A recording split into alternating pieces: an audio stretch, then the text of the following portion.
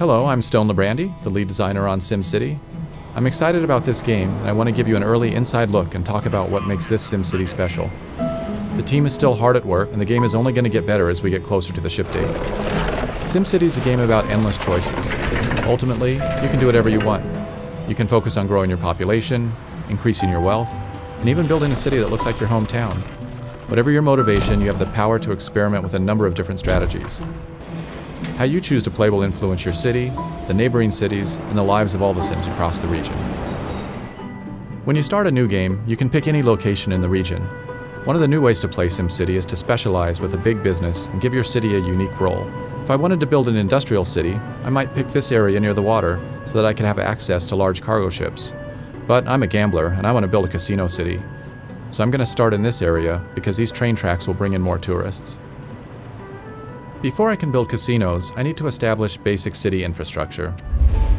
The first step is to connect to the outside world. This is how construction trucks, moving vans, and tourists will enter my city. There are many different road sizes to choose from. I'm going to make the connection with a wide avenue because I expect a lot of traffic on this road. Off to the side, I'll draw a smaller 4-lane street for city infrastructure buildings. Over here, I'll draw another road for residential housing.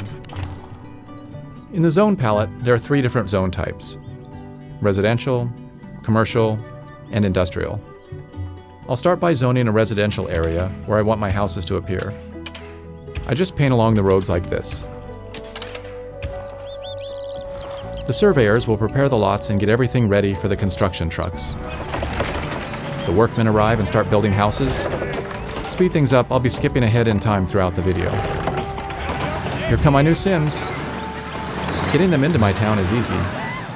The trick is getting them to stay. All Sims need 2 things: money and happiness. I'll start with the money first. Sims need jobs in order to make money. A simple way to create jobs is to build some factories. Factories also generate tax revenue, which will help me pay my city's bills. I zone for industrial just like I did for residential. I'm only going to zone a small area here because I don't want too many factories. They're pretty dirty and they won't help me attract tourists. Every Sim in this game has a personal agenda. We can see what this Sim's up to by clicking on him and following him around. Looks like this guy's anxious to get to his new job. Oh good, looks like he found one. I also need to keep my Sims happy. Once they get their paychecks, they'll try to spend their hard-earned money to buy happiness. Unfortunately, my city doesn't have any stores yet. I'm going to fix that by placing some commercial zones along this main strip to make it easier for the Sims to shop on their way to and from work. I want to zone for a lot of commercial buildings. Not only can my Sims shop here, but the commercial buildings are also going to attract tourists, which will benefit the casinos I'm going to build later. You can see by this flashing red icon that the Sims are asking for electricity. If I don't give them power, the city can't function properly. I'm going to take care of that by placing a wind power plant right over here. Wind power is great for a small town. It's cheap, it's clean, but unfortunately, it doesn't generate a large amount of electricity. As my town grows, I might need to build a bigger power plant or make a deal with a neighboring city to get some power. As the sun goes down and the first day comes to an end, you can see the building lights coming on now. By turning on the electricity data layer, you can actually see the power flowing along the roads. As the buildings receive power, the Zots disappear one by one, and now my city's ready for the night. Okay, the sun has come up and I'm ready to start a new day. Today I'm going to work on more of the basic infrastructure that will keep my Sims healthy, happy, and productive. When my Sims need something, they don't keep it a secret. This flashing icon tells me that my buildings aren't getting any water. Let me take care of that now by placing a water tower. Before I do that, I need to see how much water is available. This data layer gives me an X-ray view of the water table. The darker the blue, the more water is available to pump. There's a large amount of water over here, so this is a perfect spot for me to place the water tower. All buildings must be placed along roads. I don't expect too much traffic out here, so I'm going to draw a cheap 2-lane road to the aquifer. The water flows along the roads just like power does.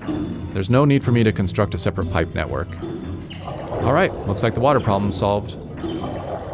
Whenever the Sims use water, they immediately convert it into sewage. In this view, you can see that the sewage is starting to build up in the pipes. If I don't take care of this problem soon, it's going to get converted into ground pollution, which creates sickness and lowers the land value. The quickest and cheapest way for me to deal with this problem is just to dump it all into a corner of the town and hope that my Sims don't notice. I'll draw a new road out into this forest and place my sewage pipe over here. Problem solved. In addition to sewage, Sims will also generate garbage. My town is still young, so I don't have a garbage problem yet. But since I'm already polluting this corner of my town, I might as well place my dump here too. It's important to make sure that you keep your garbage and sewage away from your water supply. If the ground pollution gets into the pipes, your entire city could get sick. Garbage trucks will drive around town, picking up garbage cans and dumpsters. When a truck gets full, it'll return to the dump and unload. Eventually, the dump is going to fill up, and then I'll either have to expand it or start burning the garbage. But that's a problem for another day. I also need to keep my city safe, and my casinos are going to attract a lot of criminals. I could wait until the crime becomes a problem, but it's usually smarter to be prepared ahead of time. Notice that the data layer is showing a green overlay on the streets that are more likely to be patrolled. Crime problems tend to occur in commercial areas, so I'll put my police station over here. There, I have all my basic services in place, and I'm generating a fair amount of money in taxes too. That was a productive day. Now that I have a solid foundation, it's time for me to start specializing in gambling. To save some time, I've jumped forward a few days. My city's a little bigger, and my population has grown. As I mentioned earlier, one of the new things you can do in SimCity is to create a big business. I'm ready to start building up my casino empire now. Casinos can generate large profits, but only if you can get enough tourists through the door. I can't immediately start building a fancy Las Vegas strip. Like everything else in SimCity, I'm gonna have to earn it by starting small and then working my way up to greatness. Each casino caters to a different wealth class of tourist. These casinos cater to lower class, these to middle class, and these to upper class. I only have enough money to place this small gambling hall, but if I can make it profitable, then I'll be able to unlock bigger and more expensive casinos and attract wealthier tourists. Right now, I just need to focus on getting as many tourists into this casino as possible. The regional road will bring in some tourists, but not enough for me to guarantee a big profit. To increase the flow of tourists, I need to provide an alternative mode of transportation into this city. There are several options available to me. Since we already have rail running through the city, this is an easy decision for me to make. I'm going to go with trains. I'll place my train station here to provide tourists easy access to my gambling hall. Tourists will go to any commercial building in my city, but I want to encourage them to gamble, not spend their money on souvenirs and restaurants. Now, I need to connect my station up to the main rail line. This is similar to how I draw a road.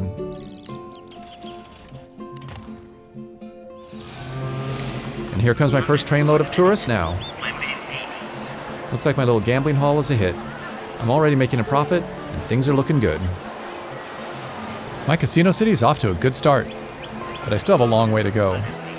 That's one of the great things about SimCity. No matter how much you do, there's always new things to try. Thanks for watching. See you next time, and we'll take a closer look at multi-city play in the region.